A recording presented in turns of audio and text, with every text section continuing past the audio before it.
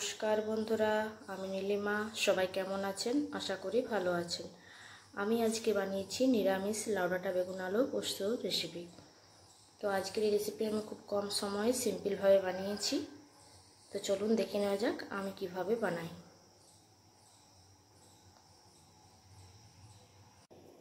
এখানে আমি একটা থালার মধ্যে লাউডাঁটা কেটে নিয়েছি, বেগুন দুটো নিয়েছি আর নিয়েছি আলু। আজকে আমি লাউডাঁটা বেগুন আলু পোস্ত বানাবো।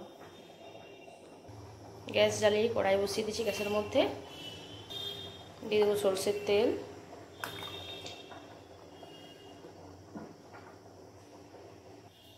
তেলের মধ্যে দিয়ে দেবো গোটা জিরে,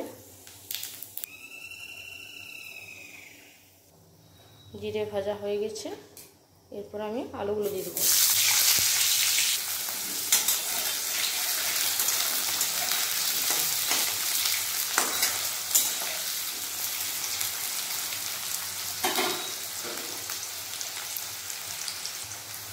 আলুর মধ্যে দিয়ে দেবো লবণ,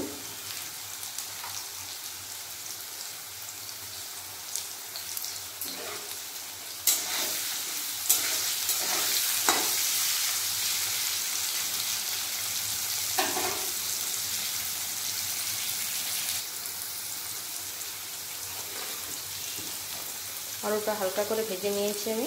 এর সাথে দিয়ে দেবো লাউডাঁটা।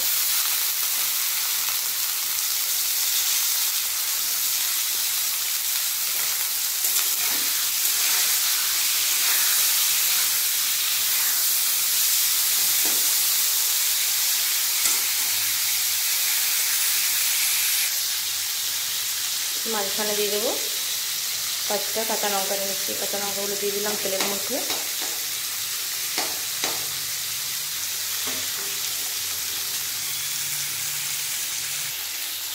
দিয়ে দেবো হলুদ গুঁড়ো। হলুদ গুঁড়ো একদম কম দেবো আমি।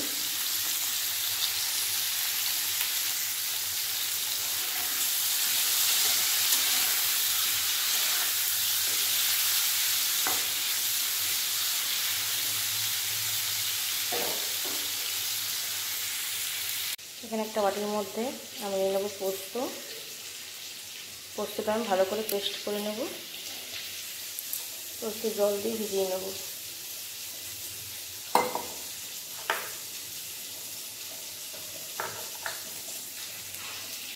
লাউডাঁটা আলু ভালো করে ভেজে নিয়েছি। এর মধ্যে আমি বেগুন কাটাগুলো দিয়ে দেবো।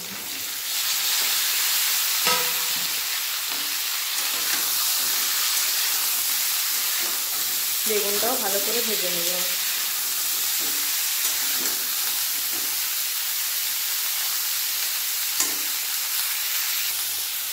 বেগুনটা দেওয়ার পর আমি গ্যাসের আঁচটা বাড়িয়ে রাখবো।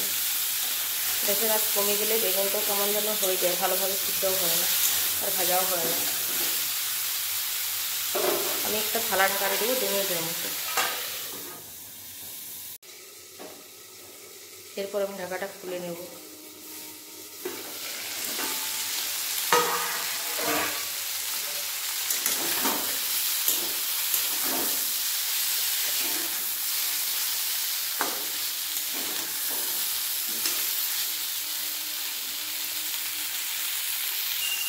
আর আমি ঢাকা দেবো না।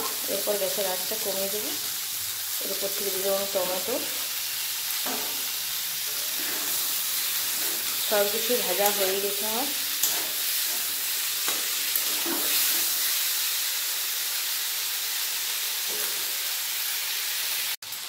টমেটোটাও নরম হয়ে গেছে।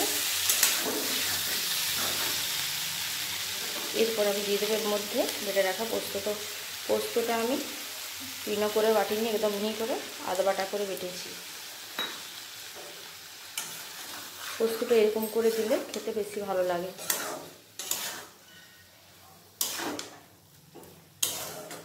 পোস্ত ভালো করে মিশিয়ে নেব। পোস্ত দিয়ে আমি আর বেশিক্ষণ ফোটাবো না, গ্যাসটা কমিয়ে রেখেছি। একটু জল দিয়ে দেবো।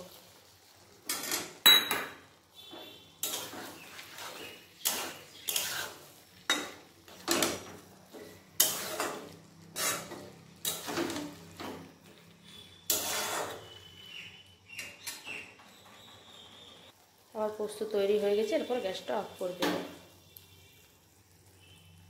এই দেখুন বন্ধুরা, আমি একটা প্লেটের মধ্যে তুলে নিয়েছি লাউডাঁটা বেগুন আলু পোস্ত রেসিপি।